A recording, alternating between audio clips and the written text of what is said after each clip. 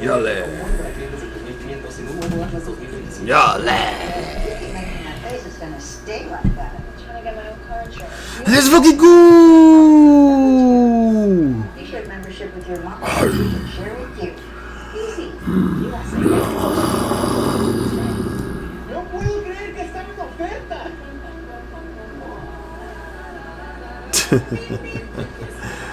Oh my god. So I'm on my laptop and my PC is acting like a POS and I can't stream. I can't stream in the mornings because my computer just goes blue screen and I just never get to stream. This is the only way I'm gonna do it. Let's go to my laptop and just do it at nighttime and just do what I gotta do. Do what I gotta do, right, Fishy? Because show must go on in every way. In every way we gotta get this going and just have the show go on. What's good? What's good with you, Fishy? What it do? How you doing? Did you miss me? I miss you. I miss everybody else. Palabra del Señor. Palabra, that is my palabra. Say palabra, palabra. So I'm just coming on here to see what is good with everybody. What is good with this market? What is good with what's happening around here? I mean, I see that there's a lot of things going on with the markets, huh? You know, you got a lot of things popping up and dropping down. So you let me know what's the word, what's the palabra, how is everything? And let me see. I gotta look up for Weebolas. Here we go. I actually downloaded Weeble on this laptop. Let Windows and apps access your location? Hell no. Don't you ever ask me for my location? You kidding me? Asking me for to use my location for what? I'm only using Weeble. What was you trying to do? I don't know what you're trying to do. Wait, yo, Fishy, was it you that talked about ticker symbol SUGP? Sugar P? Sugar P? Where is my Sugar P? I miss my Sugar P. Sugar P out hiding because she don't wanna speak.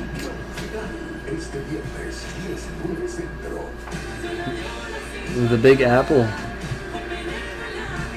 Look at this going on here, man. What you know about that? This big ass rally here that took place from somebody had mentioned about SUGP. I could have sworn. Hold on, let me see something. Now we haven't even mentioned it on the Discord, but I know that you mentioned METC, and yesterday METC broke 13. Ever since we started reviewing METC on stream, and then unfortunately my mic was off and I was literally talking to myself, and I was wondering what happened to everybody who couldn't hear me. I was like wondering why everyone was quiet. But the fact of the matter is that METC, from that big ass drop from $16 all the way to as low as 975, 980 on Tuesday, last Tuesday, July 1st, and then a big pop to about 1240, and then dropping down back to like 1150, and then rising back up to like almost $13, and then it was up and down, up and down, up and down until it reached past $13 today, going to as high as $13.40 and the low of $12.50. I mean, you can see it for yourself, but Fishy called out a good one, ladies and gentlemen, and it looks like it's just getting heated up, especially what we're seeing on the Ichiboku Oscillator indicator here, which is flipping green, and its momentum is shifting to the upside, in my opinion. So I commend Fishy for that call out and for sharing this information based on METC. As you know, July 1st here, Ramco Resources floors preliminary economic assessment confirms feasibility of Ramaco's Brook Mine rare earth deposit. Johnny, good to see you on here. Good evening to you, Johnny. Johnny Rockets. Johnny Lunchtime.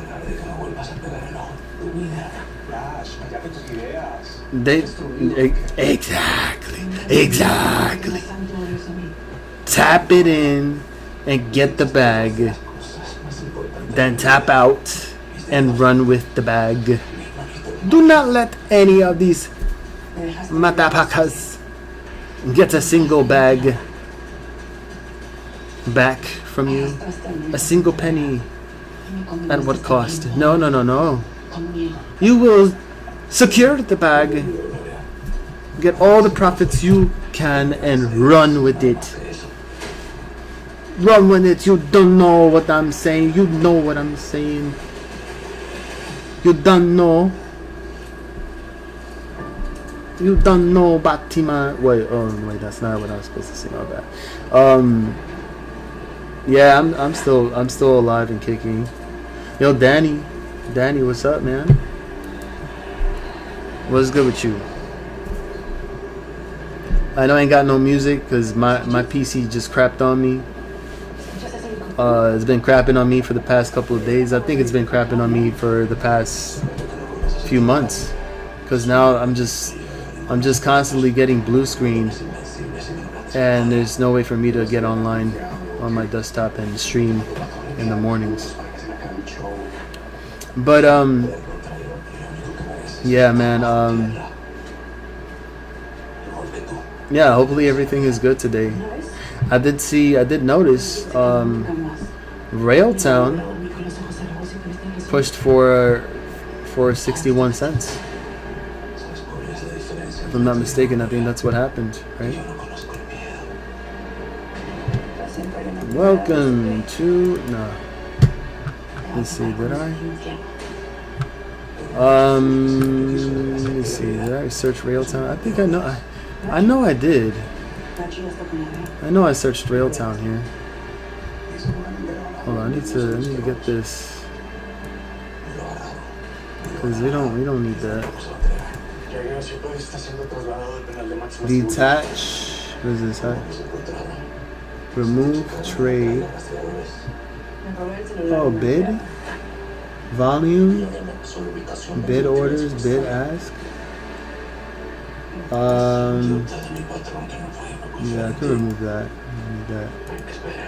I don't need Turbo Trader. That's all I need right here. But I don't need that either. And I don't need that either. Just need this. Okay, that's fine. Wow, it actually went up to 0.6267. Volume, according to Webull, Railtown was at 149.99.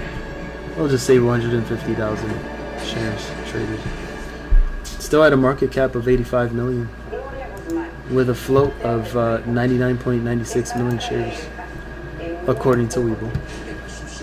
Johnny What you mean no more options for you? Oh, no more options for you now? You think you had enough of that? It's because you have to give yourself some time, man. You got to give yourself some time, man. Without time, those contracts that you be getting, I mean, it's gonna be eaten in value and time decay, you know. But what I'm saying is that, you know, whatever happened today with GME, I mean, it was more like a quick in and out, to be honest. This could be considered I don't know. I mean, this could be something coming up on and we don't know if this is signs of shorts losing their shit. This pop itself, I mean, you have what, 3, 9, 13, 70, 90, 200 something, 200, 500, 50. I mean, this trade that happened, I mean, on the 5 minute, and like, that's 10, 15, 20, 25, 30, 35, 40, like, in 40 minutes, like, it had traded about maybe more than 600,000 in volume, which is insane in that short amount of time. But you see, that's what I'm saying. Like, people like, when they see something popping off, right? They're gonna want to jump in and chase in calls, not knowing that we've seen this many times before. Well, where they will, you know, I don't know if it's intentional, or I don't know if it's maybe some shorts that couldn't handle the heat and had to cover their positions, and then all of a sudden the spike happened, or maybe somebody or an insider, who knows, bought the dip and made GME pop. And at the same time, and this is just theory, okay? Take it with a grain of salt. All right, because anything and everything being said on here is just strictly my opinion and not financial advice. All right, let's just make that clear. But the fact of the matter is that not only the GME pop, guys, I mean, it happened again, and AMC and GME both ran at the same exact time. They both popped in the same algos. They were both linked.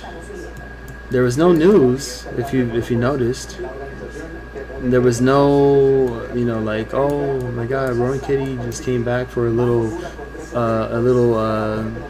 peak, you know, and then just went back to sleep. Or Adam Aaron just bought 1 million shares of AMC to himself and made the stock pop, and Jimmy followed, you know, things like that. But something else is happening. And in theory, you know, I mean, there's just a lot going on in terms of the markets, in terms of tariffs, in terms of all that you can think of, ladies and gentlemen. Fishy, Johnny, Danny, and everybody visiting the channel right now. Everybody, don't forget to show some love. Hit that like button. And I appreciate you guys popping in here. Again, this is only just a short stream. I'm just going to stream for a little bit, and then I'm gonna, you know, I'm gonna sleep for a bit. But I mean, if you want to take a look at both the GME and the AMC on the 4 hour, you can see that over time there have been well, from what I'm seeing here, we can expand AMC for now, and then look at the way that this had all transpired, right? You know, you had all of this, this oscillator that we have down here, right? All the momentum that was rising from this run up here from May of this year, from May 8th all the way to the end of May. So that's when AMC was at a low of like what, 250, and then ran up as high as $4 and above. And I mean, you pretty much see it where you see they haven't really, like, there's no, like, I want to say there's been some type of resemblance in a way. They are both underneath the 200 SMA on the 4-hour, that's for sure. But a lot of the momentum has been shifting to the upside on the Ichimoku oscillator, and so has AMC too. And you can see right there, everything just turning back up and making, I guess you want to say, lower highs, lower than maybe the next high here, and then have all of that momentum come back to the upside and push even more higher, perhaps within the next week or so, and also leading to the options chain of the July 18 expiration date. But I mean, there's just been so many coincidences. There's just been an obvious thing where whenever one of them pops, the other pops. They pop in unison. And to look at the best example is what happened May of last year. We had that huge run up, remember? Hold on. Where is it? Right here. That big run up of May 13th to the 14th of May, remember? And then they both, and it's crazy because it was based on news that happened with GME and Roaring Kitty coming back and him buying up like 2 million in shares or options, whatever it was that caused GME to rupture and then jump all the way from from $10-11 all the way to as high as $80, and then back down, and then all of a sudden that influenced AMC to do the exact same thing where it was like trading at below $3 and actually made it to as high as, I think, above 13, if I'm not mistaken. Let me see, 1330. Yeah, 1330. And then GME was $80 on the dot before falling back down to like 36 and then so forth. So yeah, it's been proven that somehow they're both intertwined together, probably owned by the same institutions, or majority of their holdings institutions they control, and who knows what the hell they be doing together, you know? I'm just using my imagination, but the fact of the matter is, regardless of whatever theory, we're seeing some type of comeback here. And as you can see from today's action, we pretty much had a nice bounce.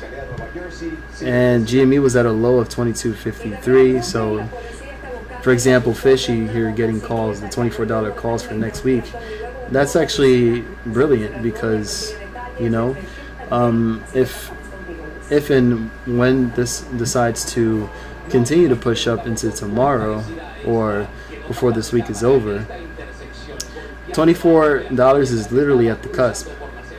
So all GME has to do is just come back up and break over 24. Heck, you know, might as well just finish at 25 before the end of market week on Friday, and then he'll be printing a whole crap ton, and he's gonna be happy. on top of that, I mean, you could take a look at what's happening on GME. Honestly, I mean, like, we could take a look right now, and we can see that GME, after this whole pop, it did actually hold up pretty well all until the end of market close, and then after hours and into the overnight trading session, it's been nothing but consolidation. So hopefully that's the case, and it just holds up, and it goes for another round tomorrow. And wishing Fishy all the best, and that he prints his calls. Now, I'm just putting it out there. You know me, like, it's the fact that you know, you have to manage your risks, and you know, just give yourself a little bit more time. If you got it, you got it. If you're not, then, you know what I'm saying? Like, just be safe. Play it safe. I know that, yeah, there is some gaps. There's definitely that huge gap that you can see here on the daily that that covers pretty much all of this, and that's from about 20. I want to say. I mean, it doesn't have to be accurate, you know. We're just being hypothetical here, and just using my observations of what I'm seeing here on the daily. But, you know, you have pretty much here somewhere between 2450 and 2830 from the start to finish of this gap. And, you know, I gotta say, like, even if you see this on a daily Ichimoku oscillator, you can see that everything is starting to come back here smoothly, and all you need is pretty much the same thing to happen here, where all the momentum starts to shift. You see all the clouds here just gaining back up, and, you know, it could take, you know, I guess, like I said, the next 2 days or even next week for all this to start coming back up, and then have an attempt for GME to continue treading on to fill that gap, and that'd be dope, you know. It does look like a bearish flag, but in reality, I mean, it does. It looks more like a double bottom, in my opinion. You have, you know, two bottoms here, and then all you need is for GME to break back over the 9 EMA, which is at 2339, and then finish off. If not tomorrow, maybe by the end of Friday, to break over the 20 EMA at 2429, and then finally get to break through that the beginning of that gap, which is of course at $25 a share, in my opinion, not financial advice. So we just have to wait and see, and things seem to be developing almost quite positively. And also, there's a lot of things happening with, if you haven't noticed, you know, the boss Blunts, the Wolf of Wall Street. Well, his name is going around, and, you know, he has that brokerage, stock and brokerage, that's for retail and by retail. Not to promote or anything like that, but it's growing in publicity, and it's trending, and they're pretty much trying to expose, you know, everything that's been happening for these past couple of years, 5 years, and yeah. Now I don't know if it has anything to do with Bitcoin, even though Bitcoin did reach And it's a shocker to me because I wasn't really watching Bitcoin like that, but Bitcoin did a number, and not only that, but it also reached a new all-time high. So we're gonna take a look at that quickly and just show you that this motherfucker literally reached the high of $112,152.91 as of as of 4 hours ago. That's insane. Who would have thought? You know? And not only that, you know, you also have XRP, right? So if we go to XRP, you can see that the whole crypto market, including Bitcoin, pushing up like that to all-time highs, pushing even XRP up to 242 when it was like at what 224, 225 the other week. XLM almost at 30 cents when it was like at 24 cents yesterday or Monday. I mean, look at that comeback. Then you have XDC, which has been going through these massive swings, a couple of percentages high, up and down, and especially now, this thing's shooting up to almost 7 cents. XEN doing the same exact thing.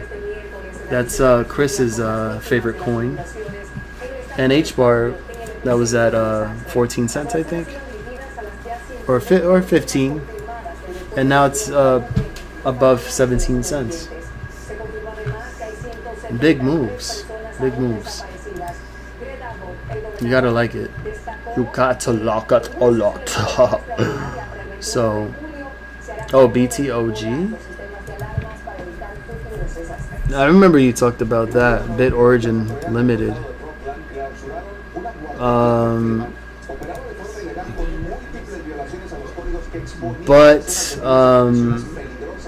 Man, this thing is at 19 cents, 20 cents. It's pretty low. It did have a number too, where it ran up from about 15 cents all the way to as high as 30 and a half cents. And of course, you know, if Bitcoin moves,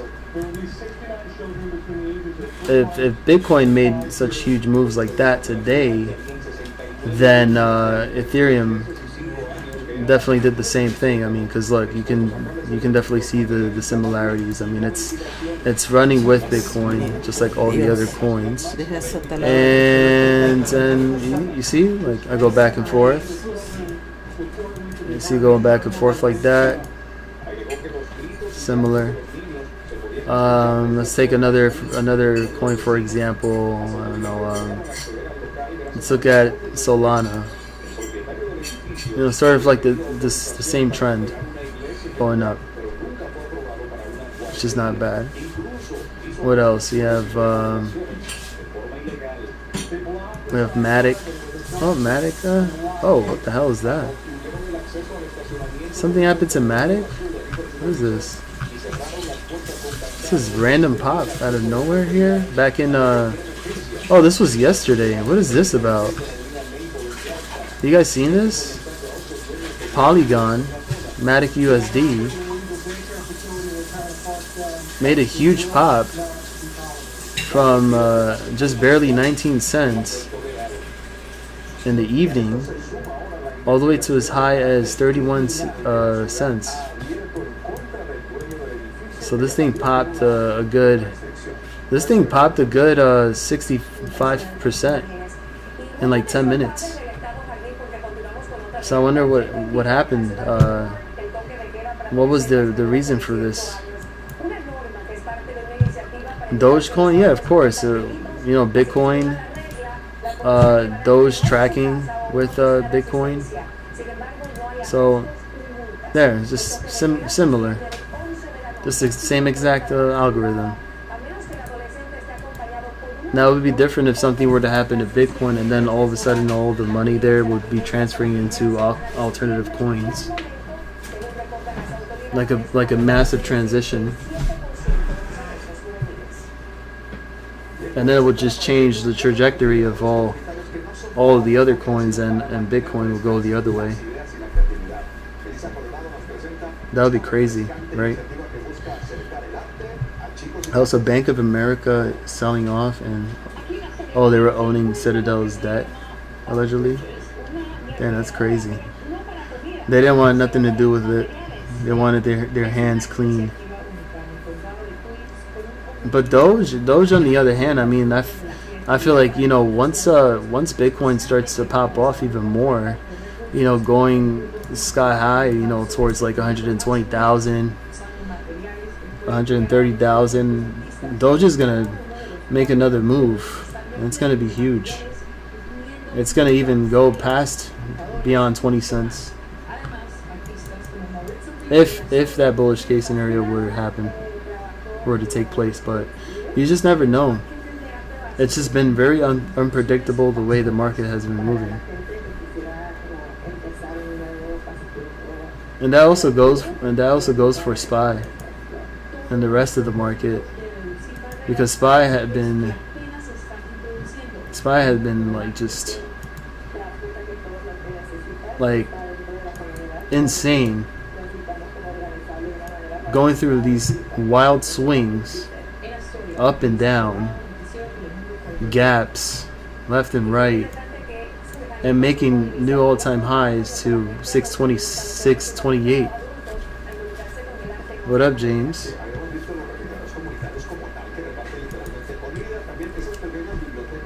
I just think that when it comes to crypto, and let's say like if I start my journey into crypto and start buying coins, I'm gonna go for the cheap ones and the ones that have been mentioned time and time again, timelessly, and knowing that they're gonna have a really big purpose in the new financial system, or whatever you want to call it, iOS 20022 or ISO.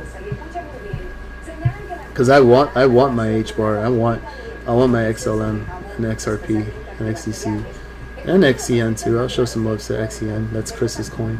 Chris with a K, shout out to him. And James Price, good to see you too.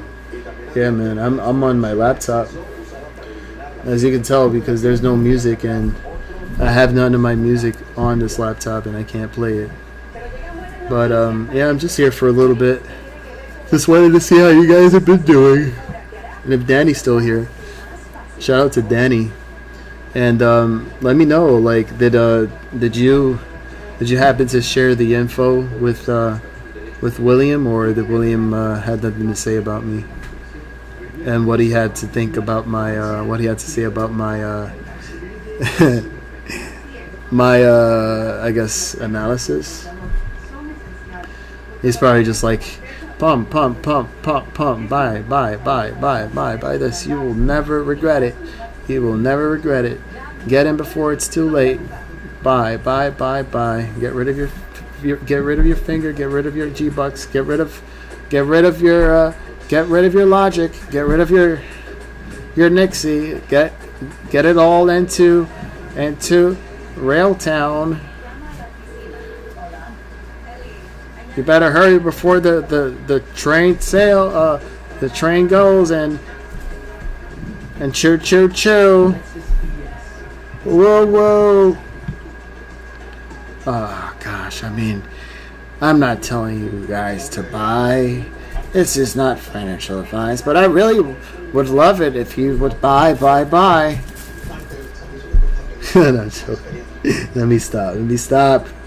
I'm kidding. I'm joking. I'm sure he's a great guy. He's a great influence. But nothing less. But yeah, man, these are great coins. I mean, I see nothing but good things along the way, and it's good to just try to get into this before something happens. And I mean, if Bitcoin were to decide to just drop heavily and dump for some reason, and all the coins fall with it, that's just another window of opportunity, in my opinion. Yeah, yeah, it's all good vibes. I'm all with good vibes. But I mean, he's got to chill though. So, sometimes I think he's got to chill. The way he does things. I mean, he gonna get himself in trouble with me,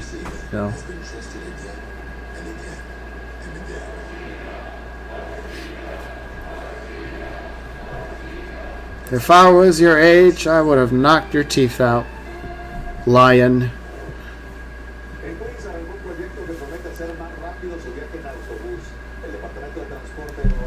You see, Japan has been coming down a little bit here in their markets. They're down barely negative 1%. And I think somebody was just mentioning about Japan. Somebody said something about Japan. Oh, it was fishy. Japan's bonds are going up. Okay. Oh. Well, let's see what's happening here. Japan's Nikkei slips as election. U.S. tariffs weigh and disco gains. Let me see. Japan's market share gauge slipped on Thursday, stalling ahead of the key 40,000 level as trade frictions and an upcoming election weighed on investor sentiment. Okay. What is this? Chip maker supplier Disco leading gains with a 4.3% surge. Okay. Earlier this week, U.S. President Donald Trump announced 25% tariffs on Japan and other trade partners again. Starting August 1st, a date he said was final. And export-dependent Japan remains an outlier among the U.S.'s key trading partners, with multiple rounds of trade talks failing to produce a breakthrough. Meanwhile, Japanese policymakers are increasingly focused on a critical upcoming election, July 20th. The Nikkei has been struggling to move higher ahead of the 40,000 mark, said Wataru Akiyama Haya, a strategist at Nomura Security, saying that the stock market may be taking a wait-and-see attitude given the lack of progress in the Japan-U.S. tariff negotiations and the upper house election. Japan is seeking talks between its tariff negotiator Ryosei Okazawa and the U.S. Treasury Secretary Scott Bessent during the latter's visit to Japan for the World Expo next week. The Yomiuri newspaper reported, citing Japanese government sources. Damn, dude, I haven't heard of BTBT since the last time I traded. I think it was like 3 years ago. Bit Digital? No, not Bit Digital. Oh, it was Bit Digital. I was right. Okay.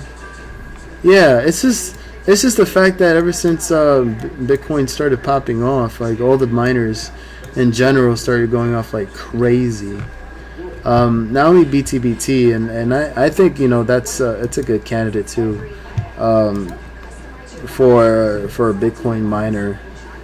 I mean, look at this. 2 days ago, I'm just finding this out now. Bit Digital shares climbing after amassing Ether treasury.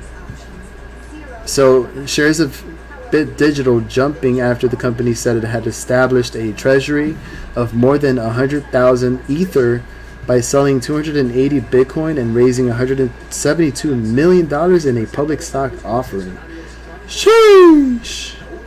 What up, Eric? What's good? My G? How's everything with you, Eric? E. Martin. Let me see the. Wait, I'm wait. Is this so? Does that mean that I mean, is Bit Digital now? Okay, hold on. So Bit Digital established its first Ether treasury. While everybody's been doing Bitcoin treasury, now Bit Digital establishes a Ether treasury. Bit Digital is onto something for sure. Let's see. The provider of Bitcoin mining and AI infrastructure services said Monday morning that it used proceeds from selling about 280 Bitcoin, worth about $30.4 million at current prices, and $172 million in stock to boost its Ether holdings to 100,603 total tokens, and that is up from 24,434 Ether as of March 31st. Chief Executive Sam Tabar said that the Ethereum network, to which Ether is native, has the ability to rewrite the financial system. That's ballsy. That's pretty huge. Quote, Bit Digital is aligning itself with Ethereum's long-term potential and positioning itself as a focused Ethereum treasury platform in the public markets, Tabar said. What do you guys think about that? A Ether treasury. How many of you guys are also bullish on Ether? And do you think Ether has what it takes to outperform Bitcoin?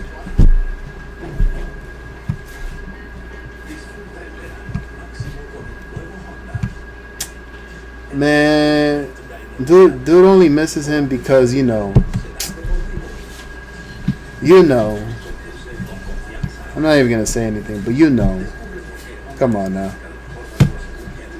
Like, let's just stop the cap right now, man. Let's just stop the cap right now, man. Because, you know what I'm saying? But I'm not gonna say it, but you know what I'm saying.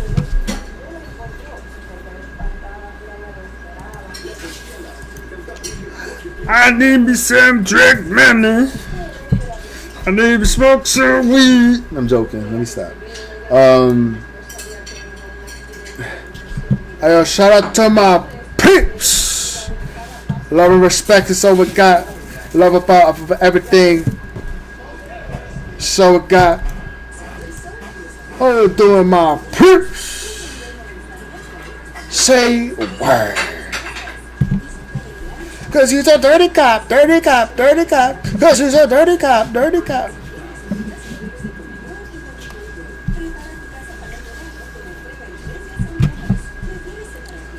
Go back inside.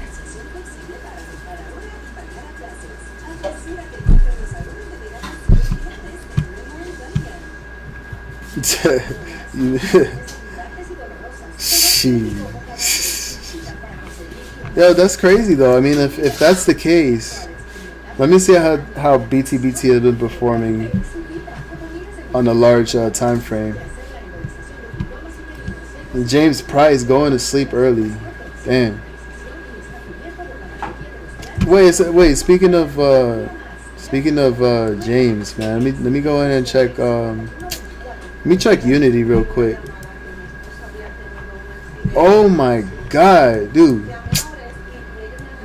Unity software breaking $30 a share today. How about that?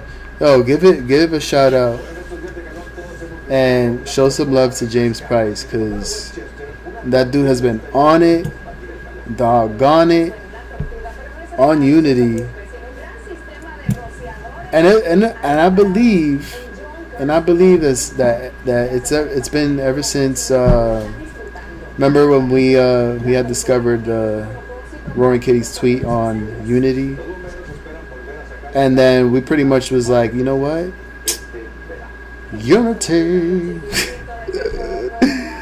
So yeah, man, look at that, because he been on this for a minute, and this thing is swinging, like it's been swinging. Like look at the daily candles since the 2nd of July.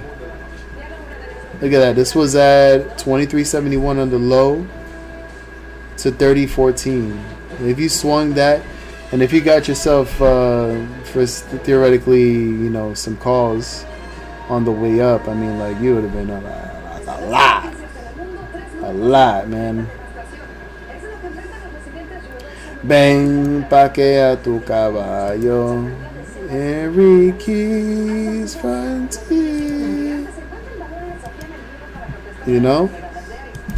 So shout out to James, and hopefully you sleep well, you keep making that money, and thank you for your good vibes as always, and good luck to you tomorrow.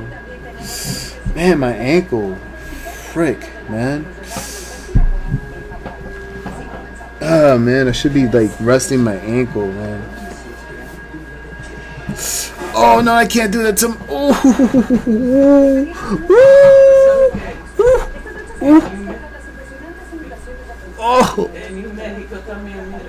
what?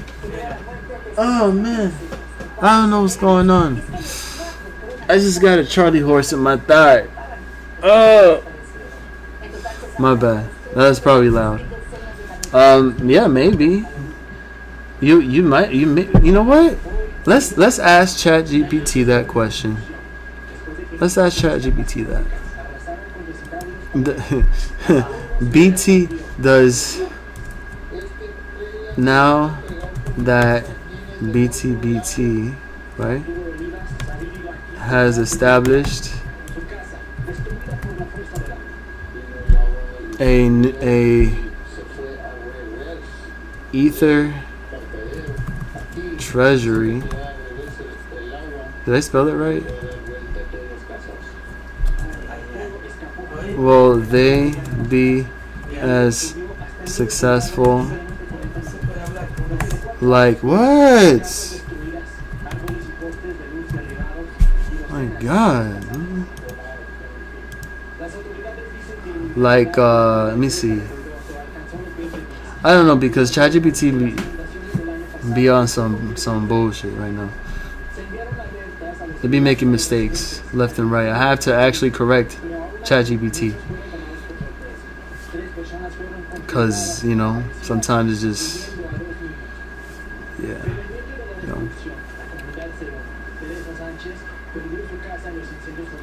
Because I'm still Jenny from the block. From the Bronx. You heard? I'm from the Bronx, man. You know what I'm saying? From Castle Hill, you know what I'm saying? From the Bronx. From Jerome Ave. Holla at me, son. Right now, deep boogie down Bronx. No. From New York City. Let's see. BTBT establishing an Ether treasury is a significant strategic pivot, especially as Ethereum continues to mature post-merge with increasing institutional interest. However, comparing it directly to MicroStrategy and expecting similar success needs to be tempered with context. Ooh, damn. What are you trying to say? Where you from, Danny? Where you from, man? I felt you kind of gave me New York vibes too, man, with that picture.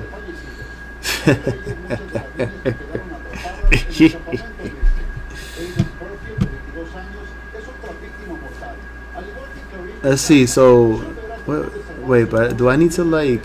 Hold on. Maybe I should have. Okay. Maybe if I do this. This was information from an article posted. What was that, today or 2 days ago? Oh, that was 2 days ago. Okay. I'll go July 7th, 2025 because they be bugging.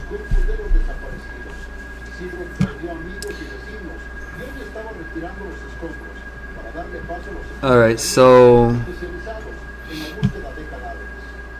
okay, this is better. This is better. Yeah, it's a minor. Remember, I traded this before back in a few years ago. This is the weekly chart for BTBT. Look at this, and mind you, look, it literally broke. It broke right through the 200 day SMA on the weekly chart, and look at this, and you got a bullish crossover with the 9 crossing over the 20 EMA. So this thing is ready to like go, in my opinion. Like this is well, wait, hold on. Let me just hold on. Let me not go ahead of myself, because there is a little gap, you know. There's a little gap that was made from a few days ago, and it's around $3, 3 to like 320. So just think about that for a second. But the highest that this stock has ever been, and I remember this was trading even way above like $15 and probably $20. I remember this. Yeah, look. This thing was trading. Bro, this thing was trading like above $32.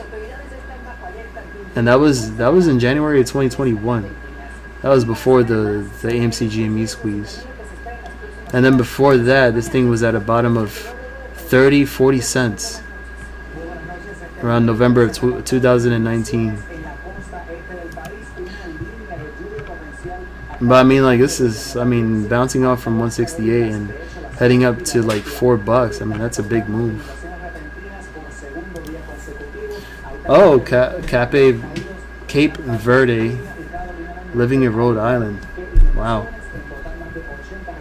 I had family that used to live in Providence once upon a time. Now they're in Tennessee. Well, they were in Providence, and then they went to New York. Or was it New York to Rhode Island, and then to Rhode Island to Florida, and then to Florida to Tennessee. I think that's the sequence there. I love you, I love you, I love you, I love you too. I see those hearts. I see those hearts spamming right there on the chat. Thank you. I love you. I know you. I know you do. Some kisses. Oh, yeah. Let's see the comparison from BTBT to MicroStrategy. Hey, yo, DH on the chat. Say word. Yo, I haven't seen you in a minute on here. Look alive. Hurry, give him some pills, man. Give him some pills. Give him some pills on the chat. Please. Please, hurry. Stat. Some pills in the chat. For DH, Detroit's finest. From Detroit. Making all kinds of gains. Yeah, you've been making all kinds of gains, DH. Let me find out. Let me find out. Oh, we got peeps in Rhode Island. We got Detroit here. We got California. You know what I'm saying? We got Alabama. Yeah. Got the tropical islands. You know what I'm saying? Yo, wait, hold on, man. Yeah, that should. Let me see. Let me just do a little quick little review here, because we've been reviewing this stock BTBT for a minute. So primary asset, they got about $315 million worth of Ethereum, while MicroStrategy got $13.6 billion worth of Bitcoin. BTBT's strategy is ETH, Ethereum staking, and a validator ops. Alright, MicroStrategy is just, you know, a BTC accumulation and no yield.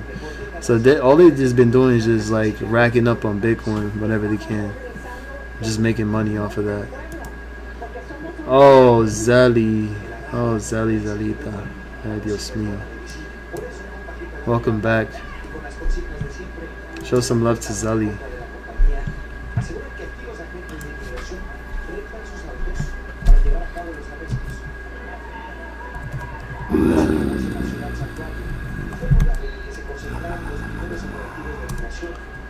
I need to give you some flowers. Wait, is it rose? No, that's not that. Or you should know. Damn, what is a tree? Damn, I can't even find it. I can't even find it. But damn, okay. Let me see what's the third thing here. There goes my dude Adrian in the chat too. Welcome back, Adrian. What's going on? How's everything? How's work? How's the gains? Let me know what you guys have been going into this week. What are your successful plays? Have you been looking at anything as of this week? Let me know in the chat so we can have a little quick talk session about it. Let me see. So BTBT, right? Its metric and treasury yield potential, 3 to 6% via Ethereum staking. MicroStrategy is 0%. BTC is not yield bearing. Metric growth catalyst, BTBT got the Ethereum price and plus staking rewards. MicroStrategy, just Bitcoin price and market narrative.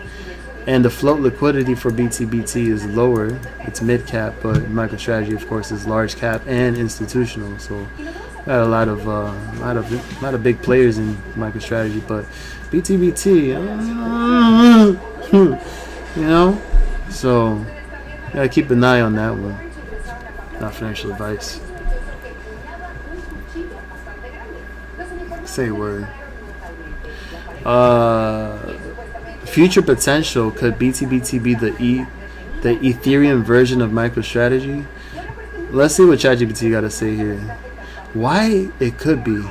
So, largest Ethereum holding public company currently, and that alone puts BTBT in the spotlight.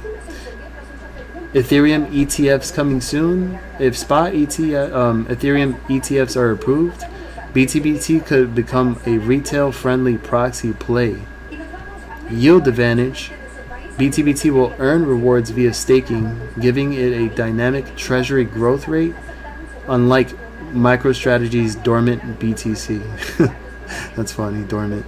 Then narrative leadership. If BTBT plays this right and becomes the sailor of Ethereum, this could capture serious market share.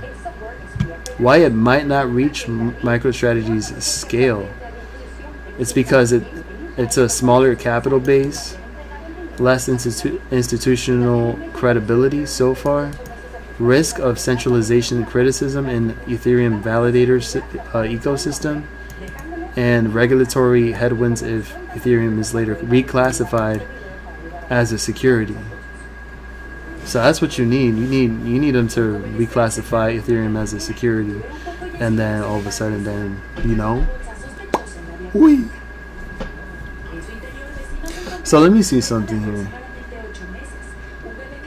because this is all speculation in my opinion. Again, I'm just saying, ChatGPT can make mistakes, but this is just for research purposes. So let's just go and see what he got to say. So the short-term catalyst signals. Before I get into that, let me just go quickly on Fintel. And then let me just go and switch and look for BTBT. And look for the short interest here. And it says here, oh shoot. Yo, Eric with the peach. 149. The peach from Oaxaca. Nice and juicy with the fuzz, you know what I'm saying? That thing is like dripping in peach juice. That's how you know is good. You gotta get that. So thank you, Eric G, for that.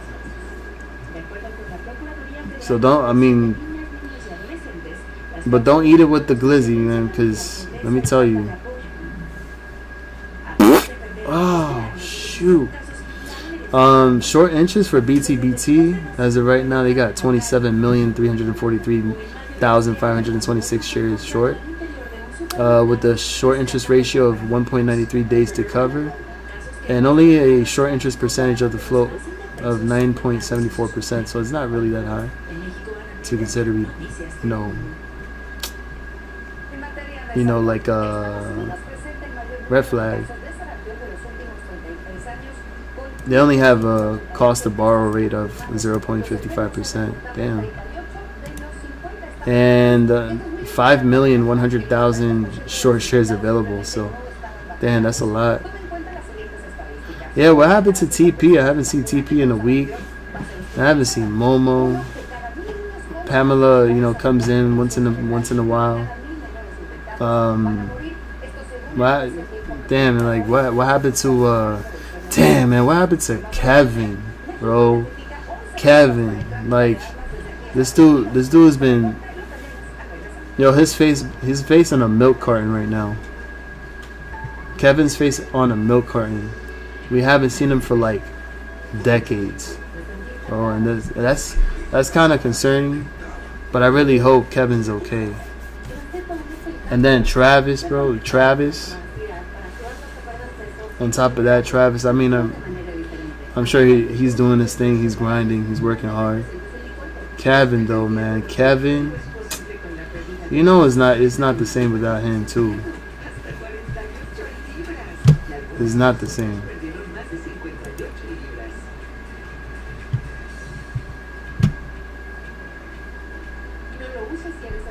All right, Chloe girl, Cat,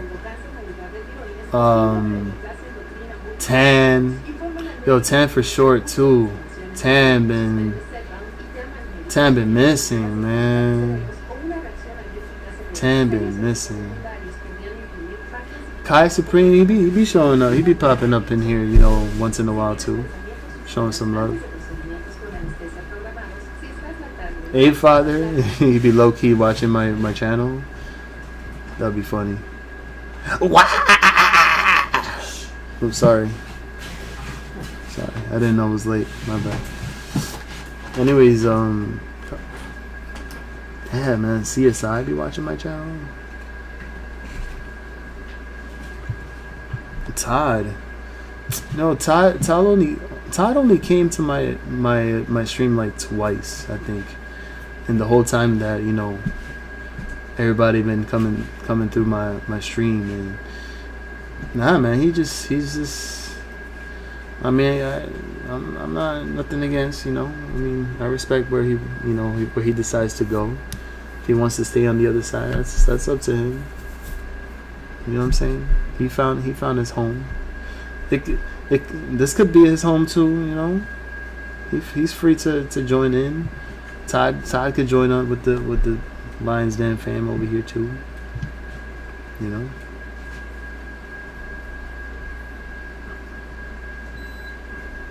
GCA too. GCA was I think he was here last week. He popped in for a while.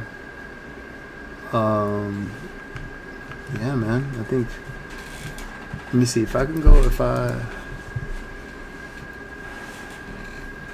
Let me see. Let me just read the final take. It says, yes, BTBT is now positioning itself to be the Ethereum version of MicroStrategy. It's still early, but 100,000 plus Ethereum at 3K is a massive bet. They'll outperform other Ethereum proxy stocks if Ethereum enters a bull cycle. And this shift gives them a first mover advantage in the Ethereum balance sheet narrative. So I'm just gonna leave it at that. Yeah. Let's look at Archer. Let me see if there was any other. Was there any other mentions before this?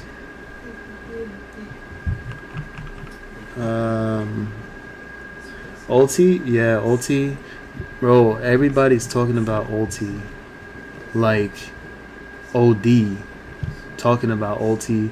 Everybody jumping on Ulti, the weekly dividends.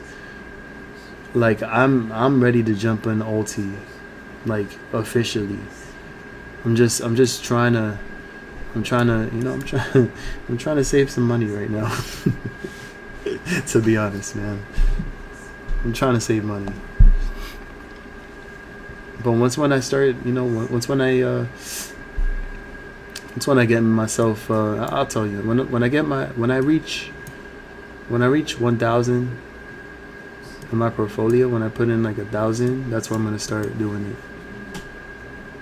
I'm gonna start going in Ulti.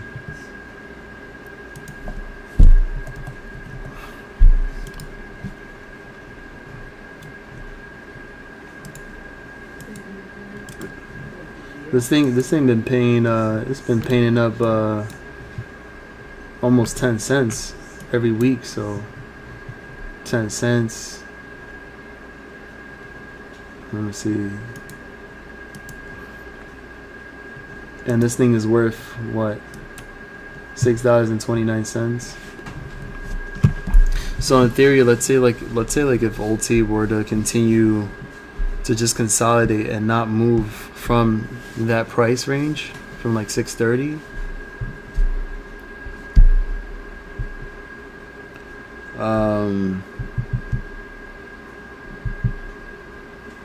that means you would have to buy, like they say, if you wanted to make $100 a week, in theory, you'd have to buy, of course you'd have to buy 1,000 shares of Ulti, and then 1,000 times the share price of where it's at right now, that's pretty much $6,290 worth of Ulti, just to get $100 a week.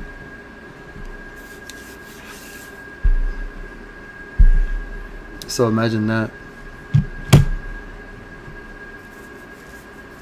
Oh, he wants me to look at Snap. Oh, I bet. Peach snaps. All right, let's look at Snap real quick. How's Snap doing on the daily? Oh, okay. Oh, this thing had filled the gap once before. There's a little tiny gap that hadn't quite gotten filled yet, and that's somewhere around $14, $14 to $14.30, around that range. You see it right there. So you can see, like, you're already seeing Snap fill this gap,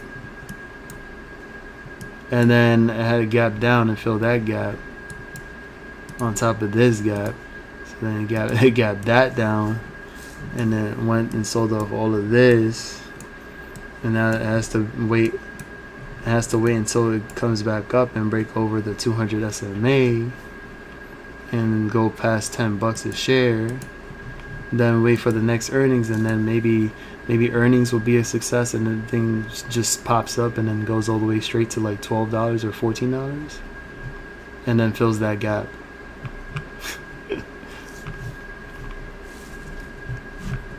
That'd be crazy. Why? Wait, do I even have Snap on this? No, I didn't even have Snap on this watch list. I'm bugging. And BTBT. And BTOG. And METC. What? No, wait. Oh, wait, I'm adding this on indexes. I'm bugging right now. Hold on. I'm tripping. What am I doing that for? Hold on. Snap. BTBT. METC. Okay, there you go. What is this? I'll start saying, oh shit. That's old school. 12. Yeah, I haven't seen 12. Oh, he only came in like once too, right? That's wild. IWM was at Russell shares, right? Yeah, Russell's been on the climb too. Russell has been on the climb, and it's over the 200 daily SMA. Well, this could continue going up. You better watch out for Russell. Russell ain't playing. And it looks like an inverse head and shoulders. I think Fishy was saying something about a inverse head and shoulders before, like earlier. That I guess this is somewhat of wait no. This might be another shoulder. Yeah, but why is his shoulder dislocated? It is dislocated over here.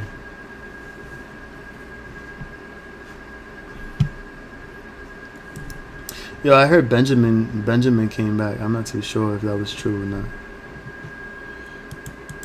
But I hadn't seen Benjamin in a while too.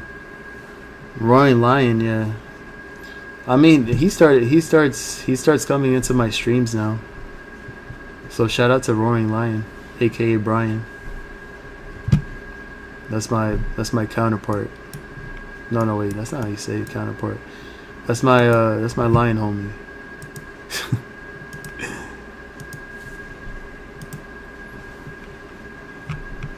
But yeah, what am I doing? Stop drawing. Give me a drawing out of nowhere. But it looks pretty good so far though. You got momentum here, still trying to shift back to the upside. So it's yeah, I think it's gonna climb. It's probably gonna make its way to like 230 if it keeps up. That would be the next resistance. Russell at 230 if bullish. All right.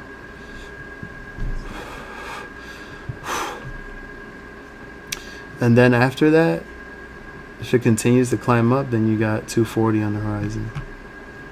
So let's keep out on that. Keep an eye on that. Keep an eye on that, yo. Keep an eye on that. You heard?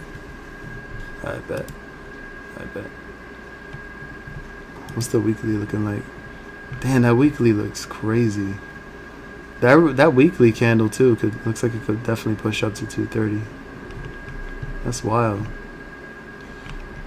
Yeah, there's definitely a heavy resistance there at 240. It had been tested once in the past. Here in November 2024, and then back here again around November.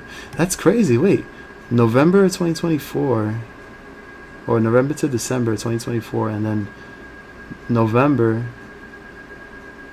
like towards like the middle of November of 2021. So it had been like 4 years in between, where it dropped, consolidated, and came back up, and then did sort of like a double top. Sheesh. All right, that's cool. Wait. All right, let me go back to Archer. Let me go to Archer real quick. And I'm not gonna really stay on for too long because I do got work tomorrow morning, so I gotta sleep soon. This dude, you gonna drink for Thursday? Wait, it's still wait. You gonna really get that peach Ciroc? Oh wait, Gabby, yo Gabe, Joker, yeah. Joker did really good on Wolf, by the way. Wolf was on fire this past week. And we actually captured like the moment that Wolf was going crazy, was going ham. I don't think nobody was really streaming like the live action for Wolf. And that's what surprised me, because that was a banger, man. That was like going off like crazy. You know? Not enough coverage. It's usually the same coverage for specific stocks, but you know, people just seem to be missing out on specific plays that, you know, like could have probably made him a shat ton, in my opinion, theoretically. But yo, if they have a mango Ciroc, I want it. And mix that shit with coconut. But yo, DH, stay safe, man. And enjoy yourself. Keep making those gains. And you know, it's always a pleasure seeing you on the stream, so shout out to you. Much love. Hit him with that. Hit him with them pills on chat, yo. Hit him with the pills on chat.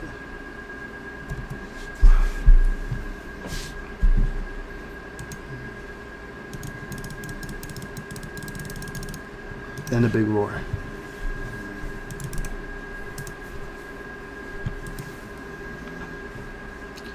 I'ma be spamming. You know what I'm saying? I'm trying to look for. Where's Archer? I just skipped Archer. And this thing is in alphabetical order. Yeah, man, one love, man. One love. Oh, one love.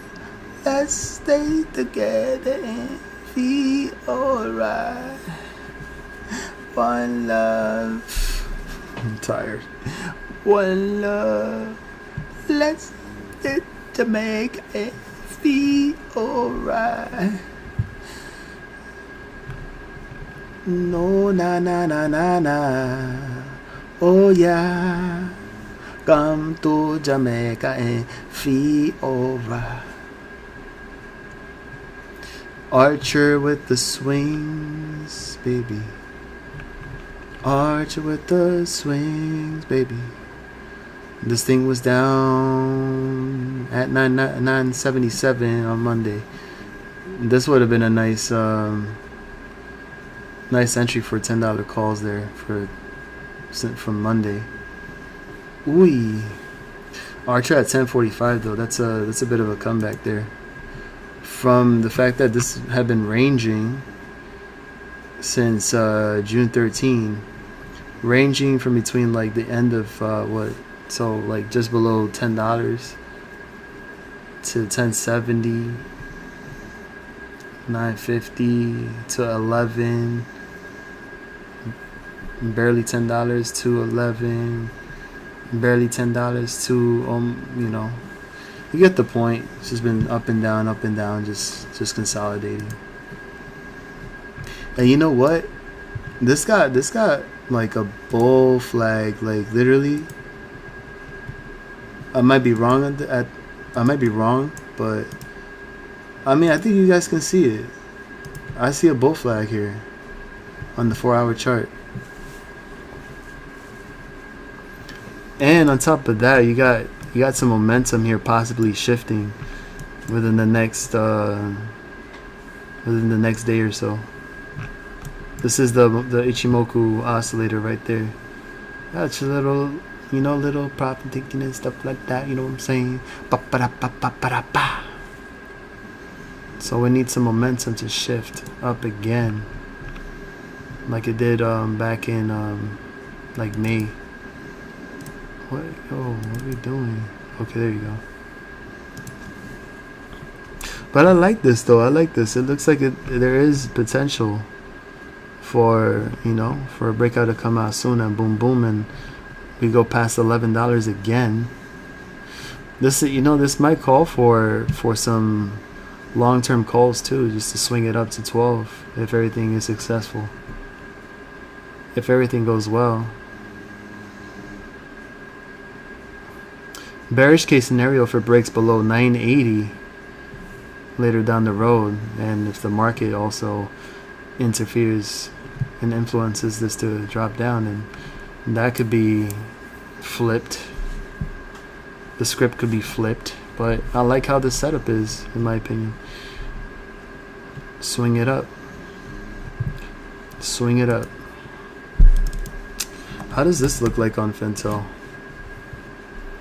Oh, so it has a short interest percentage flow of 14.88. It's not bad, but you still got a whopping 5,200,000 short shares available as of 22 minutes and 0.38%. Man, that's, and mind you, Archer.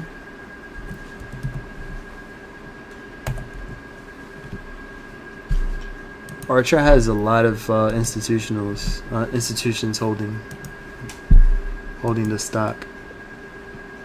Oh,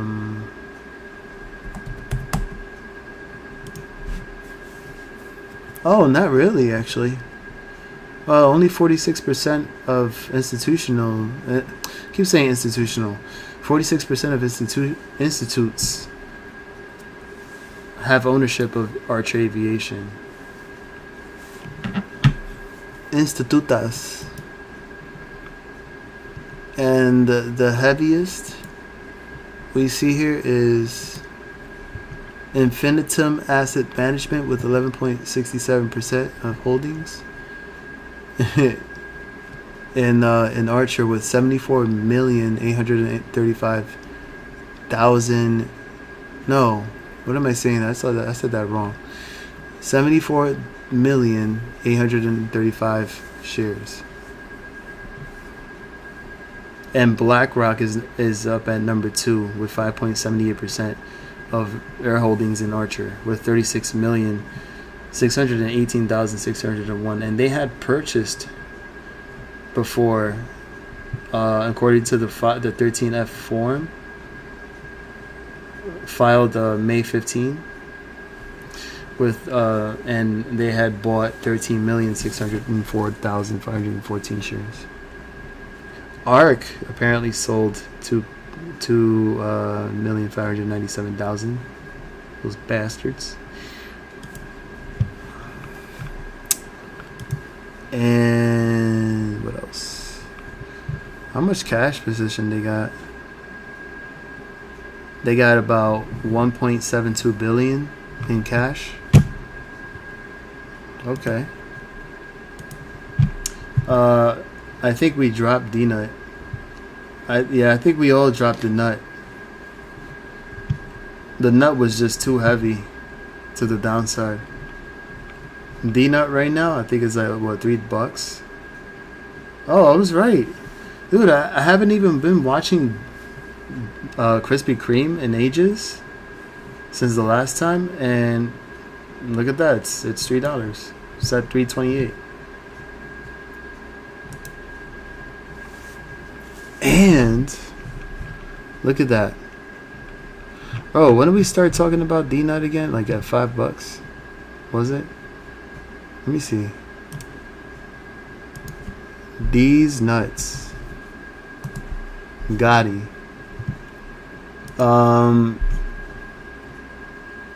Finger popping that D-Nut hole like Eric likes it. What the hell? Oh shoot. Yeah. Look at that. And Jesse's saying finger popping it. That's hilarious. That's wild. Finger gonna say come here. Yeah, man. Since oh, here we go.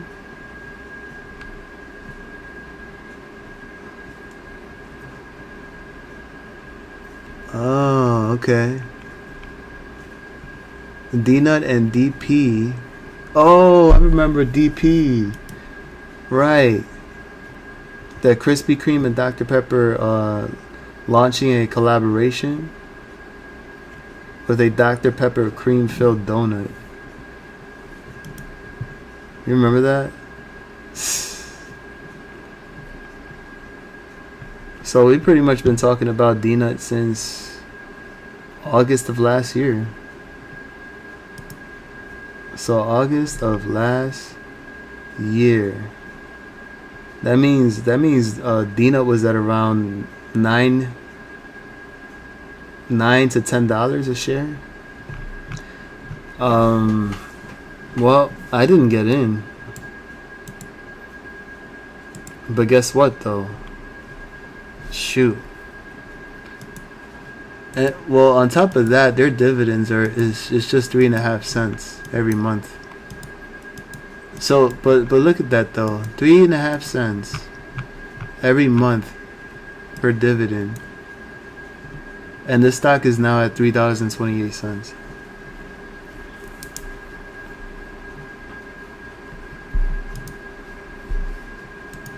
Who's gonna buy that? But check this out though. We got a gap right now. We got a gap on D-Nut. Fill that gap at $4, which would be the next stop if bullish.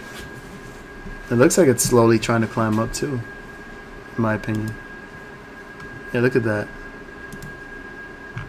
It's not bad. I think it's possible if you do like some. As a matter of fact, the safest bet, if it were to play out the way it is, I mean, give it, you know, if everything goes well, and the markets are, and the condition of the markets are just right, then Dina could have potential of filling that gap like it fills its donut holes at $4 and probably up more.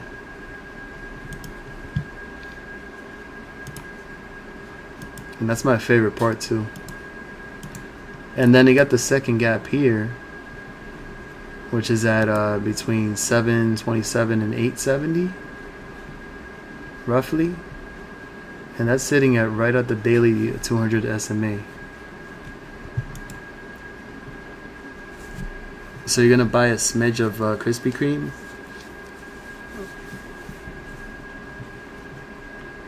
So you gotta make sure they fill that gap on the D-Nut hole.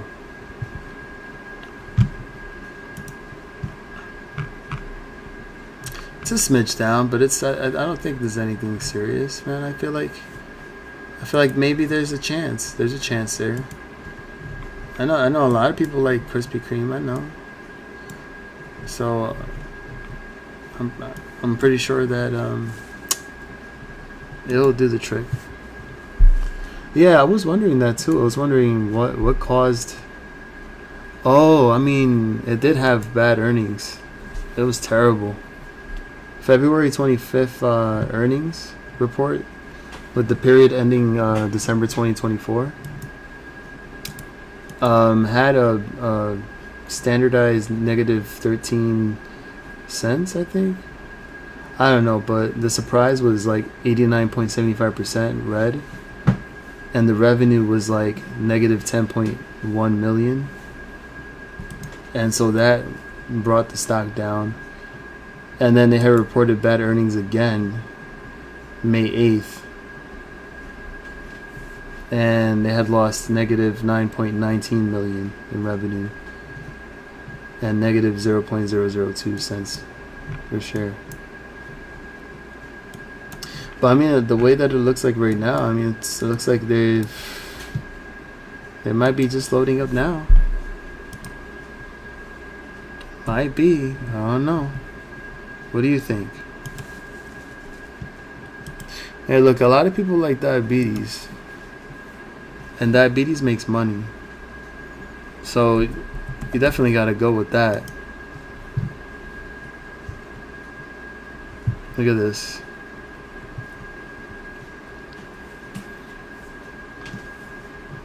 I got a login for this? Are you kidding me?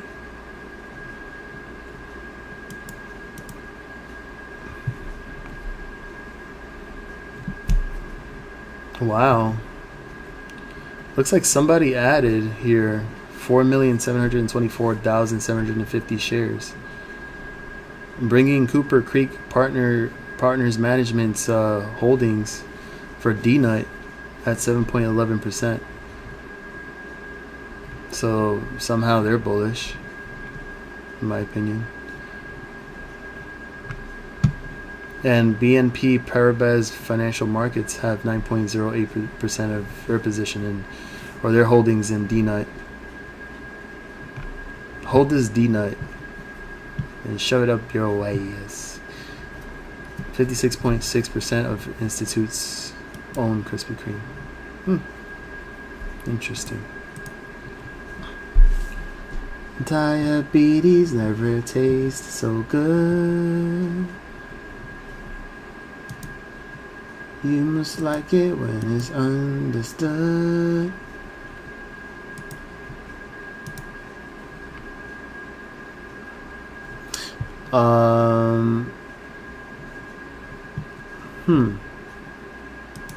Let me check AMC real quick, because the last time we saw AMC's cost days to cover of like 32. Oh, that is nuts.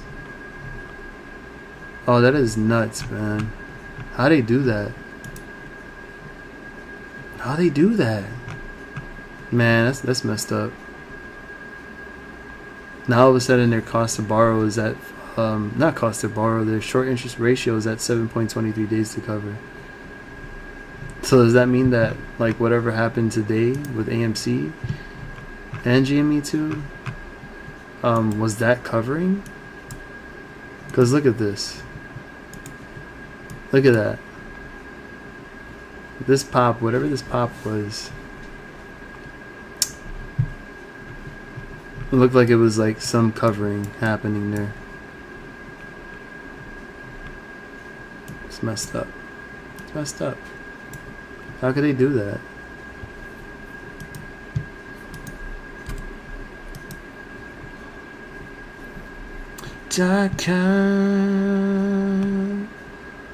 Let me look at GME, because GME I think had days to cover at 2021.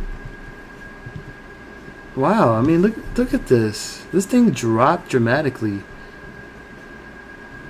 Now it's at 2.65 days. Are you kidding me? That is ass. That is crazy. Hold on.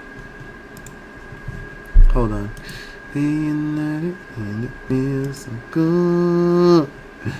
Being and it's understood.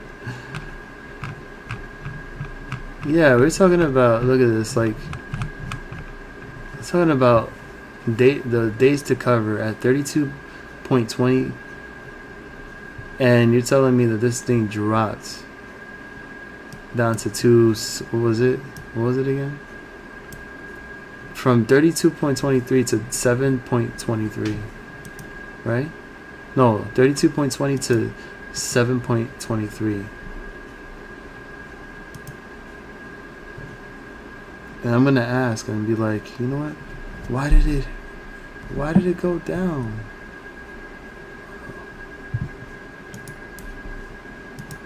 Okay. Okay, wait a minute. Wait.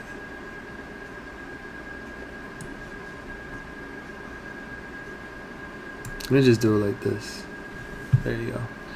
And then what we're gonna do is put this here, paste it, and be like, wow, what was that drop in days to cover all about, and the spike that had occurred today in the market.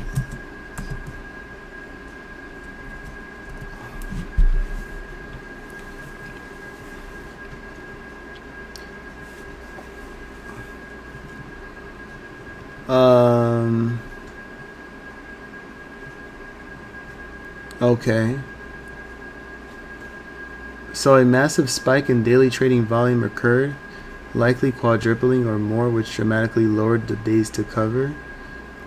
What happened in the market? The kind of volume explosion is often a sign of large inflows from retail or institutional players.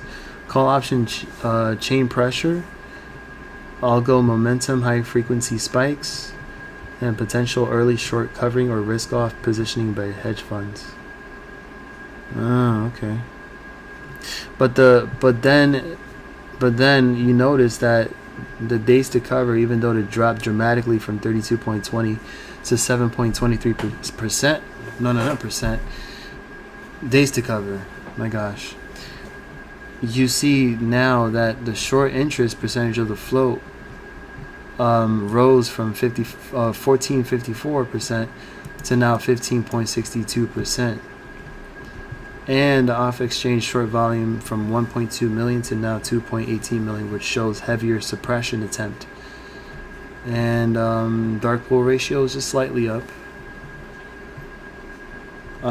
So despite more buying volume entering the market, hence lower DTC, dark pools still dominate almost 37% of trading volume, likely suppressing upward momentum.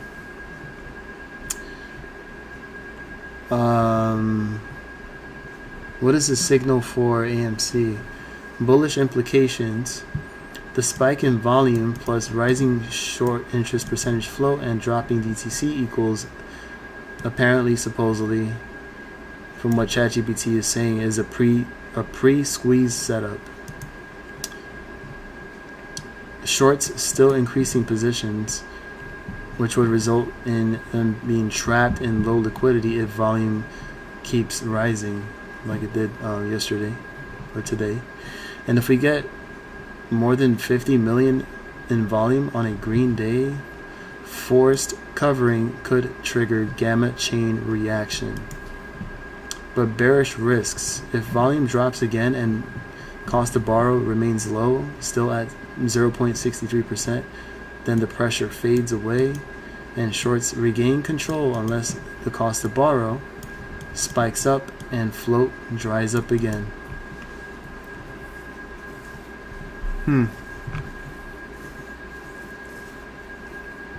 That's silly. That's so silly. So silly. How they just do that? I don't get it. My God. But it is what it is.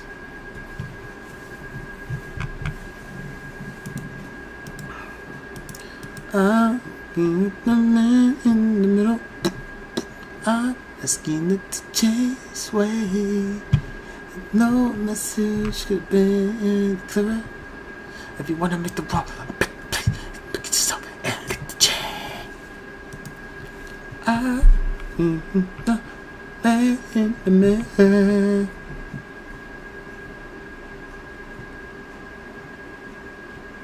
Get him, get him, get him. Frick him up, bear. Frick him up. That bear, the mama bear is gonna beat your ass. Stay away from the cubs. Just stay away. No, I'm joking.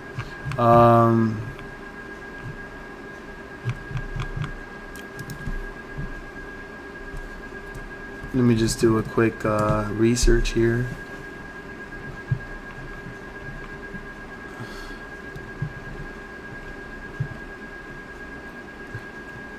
Is this the countdown? What's happening next Wednesday at 9:51 in the morning? GameStop Staplegate charity auction, Nintendo Switch 2, and the stapler. What on earth is that all about? Did you guys see this? Oh, my right click is not even working. Hilarious. But take a look at this. And you tell me what that's all about.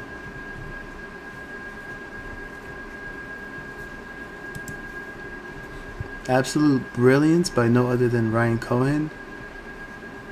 I'm interested to see what happens when a used stapler and a fresh pair of Calvin Klein's sell for over $1 million. Surely people will take a closer look into the meme stock with $10 billion in cash. What? With Calvin Klein underwear?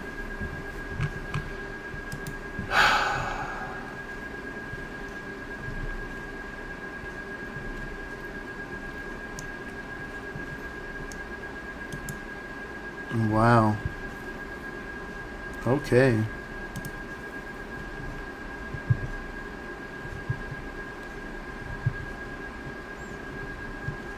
Somebody said, ever since Roaring Kitty came back, GME has done nothing but form one of the most bullish patterns in all of stock market history. 3 rising valleys, A rising valley? Damn.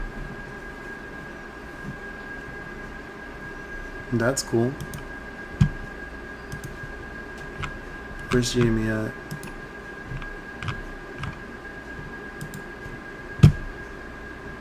On the daily, maybe? Let me see. Oh, it's probably talking about the daily. No. 4 hour?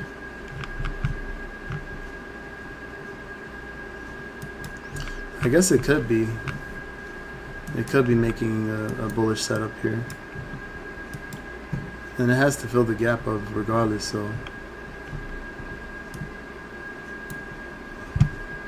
I swear, I think it's just the fact that everything is starting to align with each other.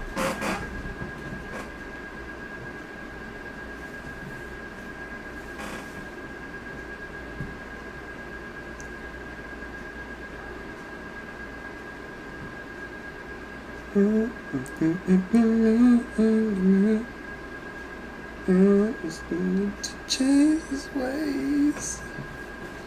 And now I'm what's up? Yo. Okay, hold on.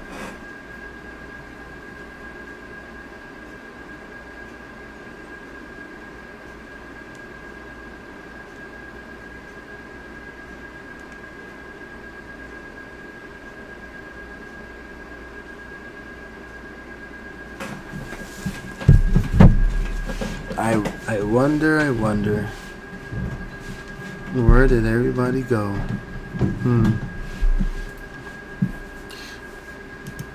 But isn't that crazy? Ryan Cohen literally, like, if a stapler, auction of a stapler reaches 6 figures, he will include his underwear. What the hell, man? This is crazy. This is the wildest timeline ever in stock market history.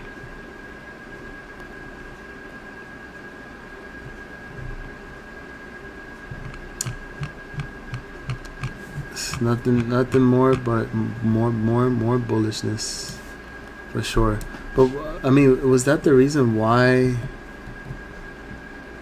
I gotta say, because I mean, tweets now are like the smallest catalyst for a stock, and the fact that the way that it just covered, like, is, I mean, the way that it spiked is beyond crazy. Look at this. 105,857 viewed in the last 24 hours.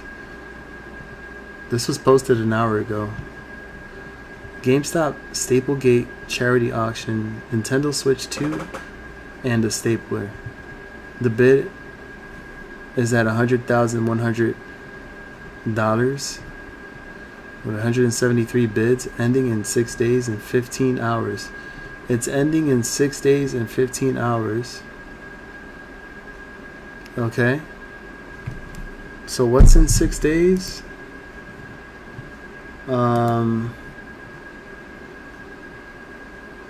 So that's pretty much 2 days away from Friday. Friday is the last day of the week. So that's Wednesday. So Wednesday the 16th, right? So what is happening in July 16th?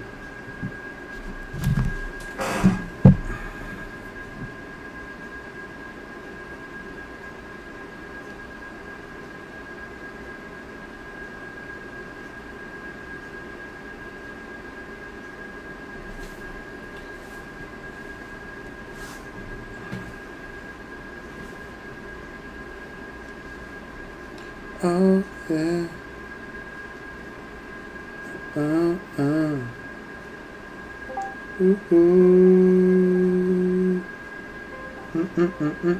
Oops. Uh-oh. Yo, Matt. What is going on?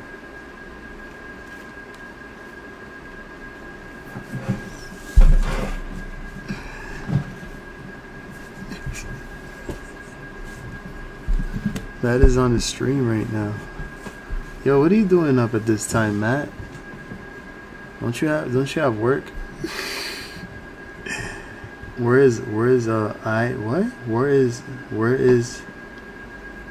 it at now? Oh, you talking about GME on the overnight trading session? Damn, I can't believe Railtown closed up apparently at 61 cents. But if you take a look at how that looks like here, I don't know. It's still technically looking like a double top here if it actually rejects and fails. But if it keeps going up, then, and on top of that, I mean, look at the way that this is moving up. I mean, I feel like it might just push up even more, maybe towards 75 to 80 cents if bullish.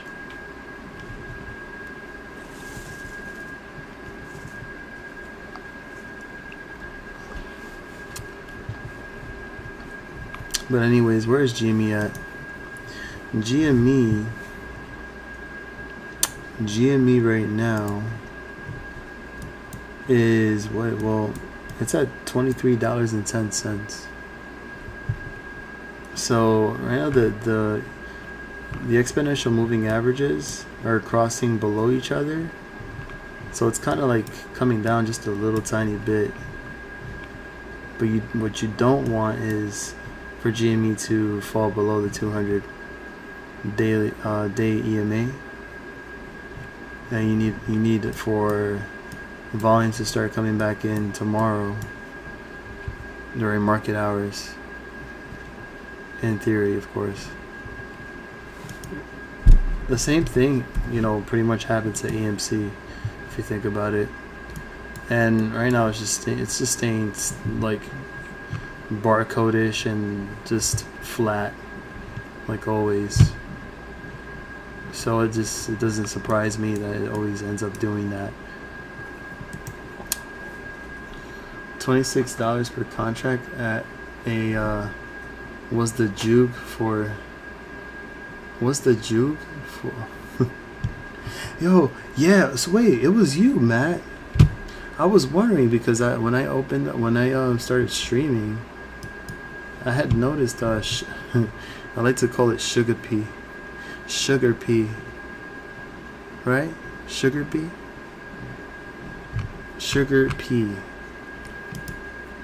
because SUGP. I don't know why, I just cut it short for sugar. But damn, man, like I wasn't even expecting this to shoot up the way it did. And like the last 3 trading days since wait, that's the 4-hour. What am I talking about? This is the 4-hour candles. God, that is insane. That's insanity. I remember.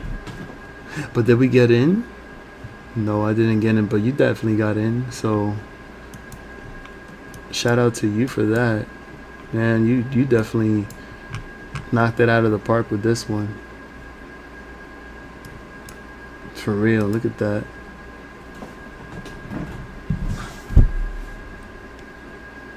Right?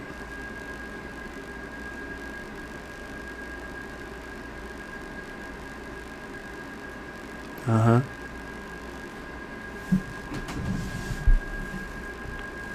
A couple of weeks ago, I mean, that could have been somewhere around here, maybe like around the end of June.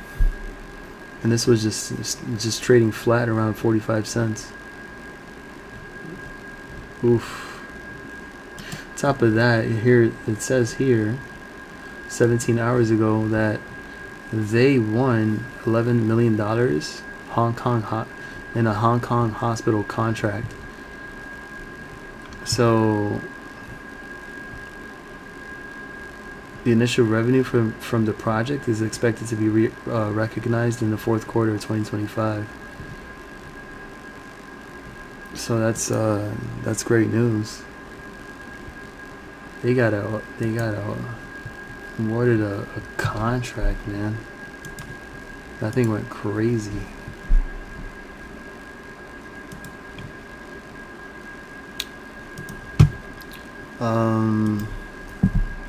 BTOG?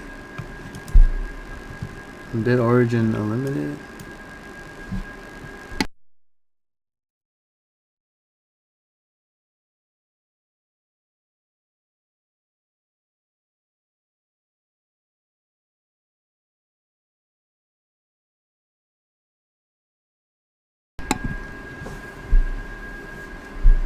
The main.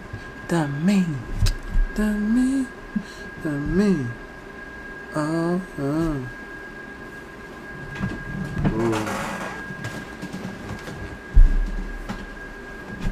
I'm just wondering, cause,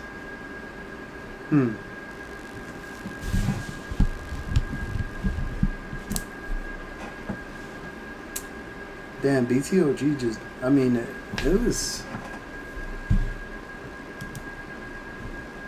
I mean, look at the chart though. This BTOG, honestly, it's been under $1. Let me see. Under $1 since December. 30, 60, 90. Bro, like it's literally almost at the very, like, I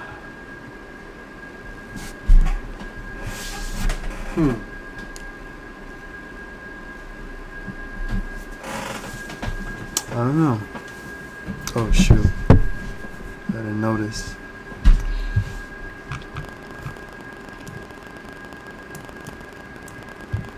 Does it have options? No, it doesn't.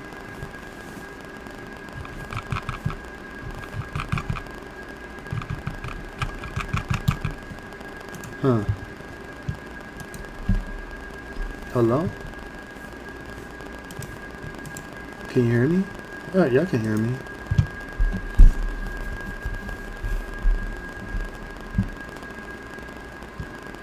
Is that from here? BTOG.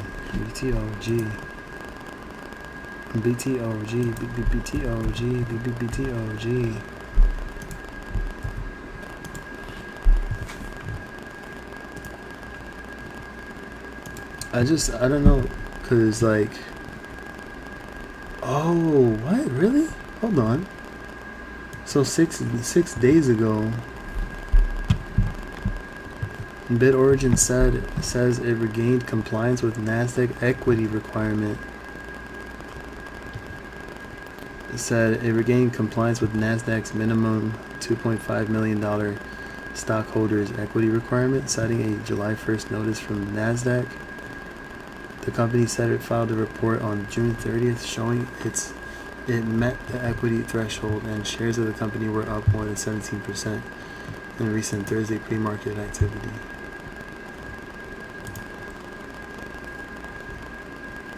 But I mean, like, where was the activity at? That's what I don't get. No, that was last week though. That was last week, Thursday. And this thing went up to like as high as 30 cents, and now it's like back down here to below 20 cents.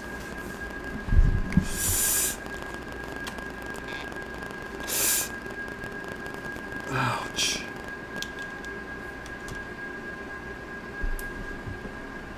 Check out GME on the 10-minute. Let me see.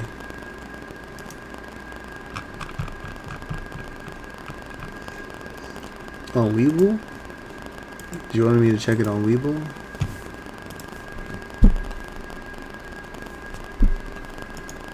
Let me see something. Yo, I can't even like reset this. There you go. My God. I'm trying to reset the chart here.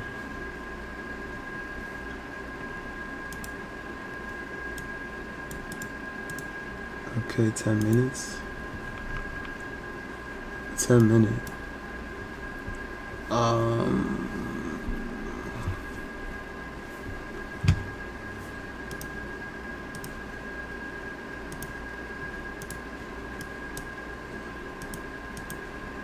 If you want to put it like that, maybe.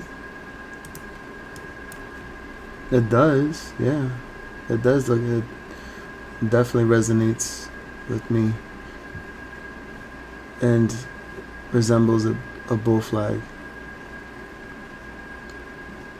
But that means that it would have to stay above 23 and 2310 to then try to break out of this bull flag. And that's only in the 10 minute.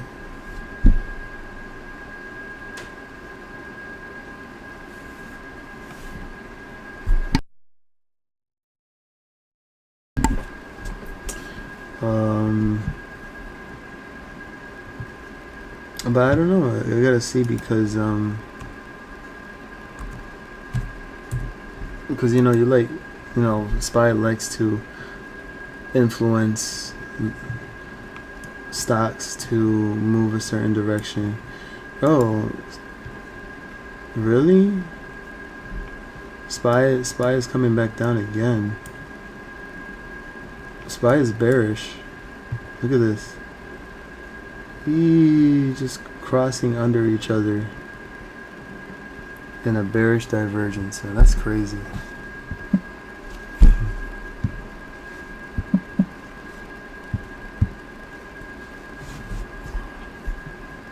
And it's underneath the 200-day EMA. Something's probably going on right now. Stock settles higher on tech stock strength and lower bond yields.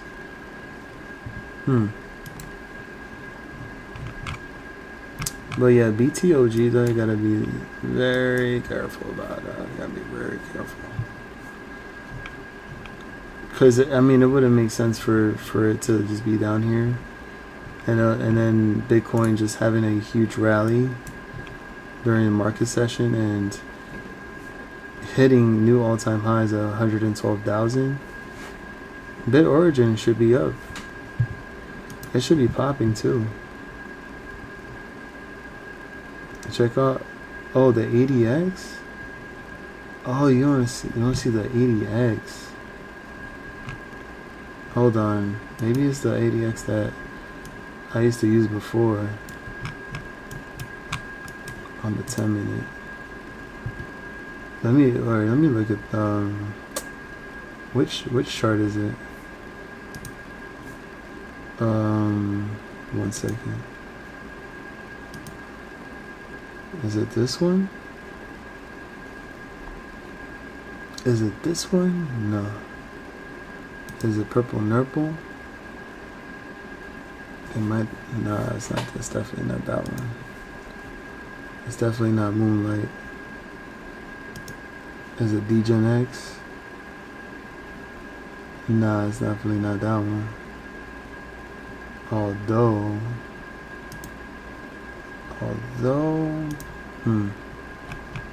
let me just check GME on this chart real quick. On the 10 minute, let me look at the 10 minute for here.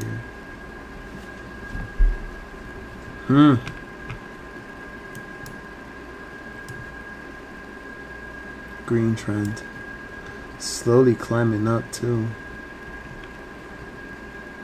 Let me,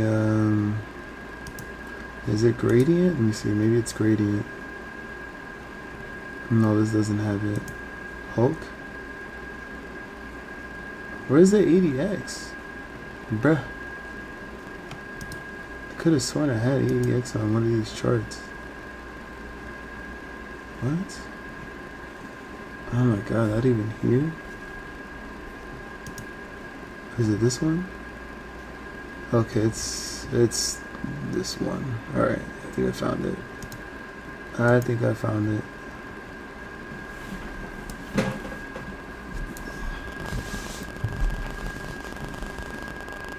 Bitcoin probably going for another pop too. 10 minute. Wait, what is this? Oh, that's the monthly. Damn, but why the monthly look like that though? That's scary. I've never seen the monthly like that before.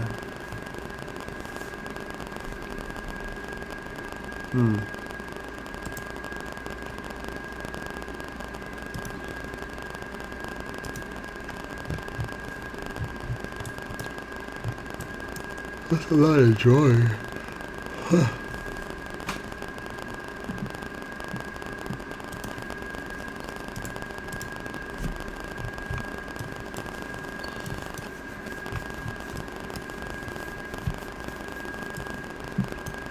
But the monthly MACD, for some reason, this is how it looks like. That thing is a little scary, honestly. That don't make sense though. But let me check the 10-minute real quick. Oh, the ADX is actually not bad, to be honest. To be honest, it don't look that bad at all. There goes that the pattern how it looks like here, and it's like literally just trending above the Hekinashi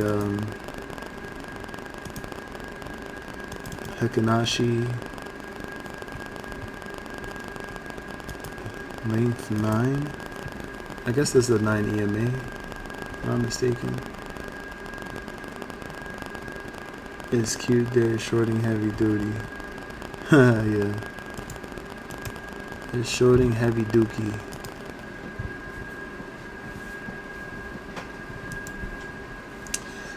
I think that we're probably gonna have to just wait until later on and during pre-market, because you're not gonna really see much volume coming in right now. A lot of people are sleeping. Like, people are not gonna be trading in their sleep and trying to make the stock push up.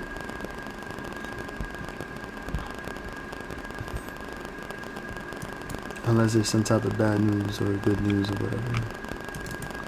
But you do see, alright, this could be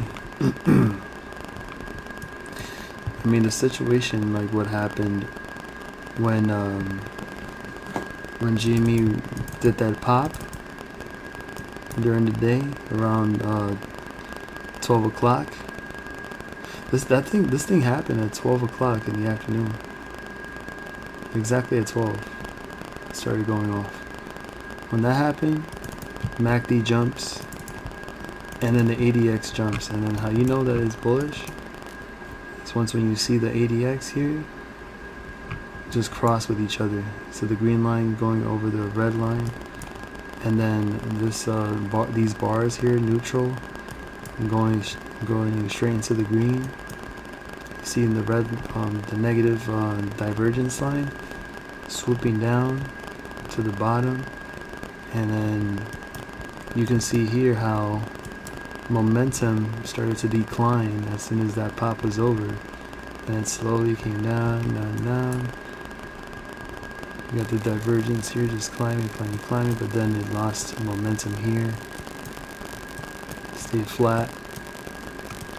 Now we're here where it looks like the positive divergence line, or the green line, is neutral or it's flat along with the red one.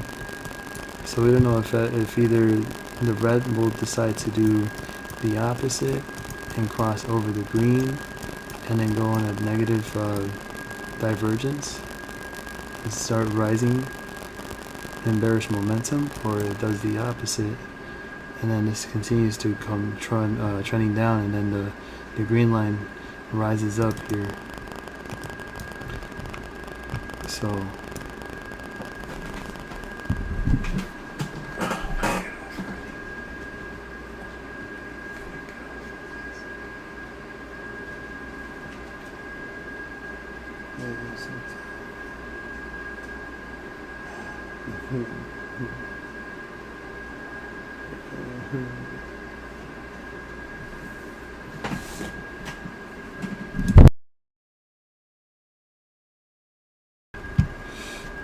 I'm so tired. Oh, my back hurts. I need to go to bed. I need to go to bed right now. I got work in like 8 hours. But here's another thing that I can show you right now, currently. MACD on the 10 minute. All hope is not lost. So the MACD needs to see some bullish divergence too. That's all I gotta say about that. You heard? I heard that. For real. So yeah, let me go ahead and leave that on that note. And we'll see. We're going to go ahead and see what happens before market opens, and you see how the volume plays out. If it's gonna, if there's gonna be another spike, or it's just gonna be one of those sneezes and snoozes. You sneeze and you snooze. So fingers crossed. I'm gonna go ahead and call it a night, my peeps. Alright, and any information, any other information, anything that I come across, we'll post on the Discord. And I'd like to say thank you to everybody who joined the stream. Fishy, shout out to you. Zali B, Queen of the Lion's Den. Hope you guys have a wonderful night. Sleep well. Sweet dreams. Manifest for more upside, more explosions for GME and AMC, and all the other stocks that we go through and we go over, including METC. And thanks to everybody else. Yo, Eric, shout out to you. Be careful with those donut holes. Alright, it might be a lot of cream filling in there. You don't want to get messy. And then Danny, shout out to Danny, Adrian, Matt, DH. It was good. It was rare to see DH here, but all the best to him and shout out to him. And yeah, for everybody else too that we've mentioned, shout out to them. And let's see what happens. Good luck tomorrow or today, and good luck for the rest of the week. I'll catch you on the next stream. Just know that anything and everything you said was strictly in my opinion. This is for educational, entertainment, and research purposes only. Just know that everything is not financial advice. You're your own decision maker of your own investments, as long as you're managing your risks, setting those limits, and you're taking the bag. You're securing the bag, right? And you make sure that you don't give back a single penny. Alright? So, we'll talk to you later. And you have a great night. Thank you. Thank you for being here. It means a lot to me. And don't forget to show some love on the way out, as always. And have a good night.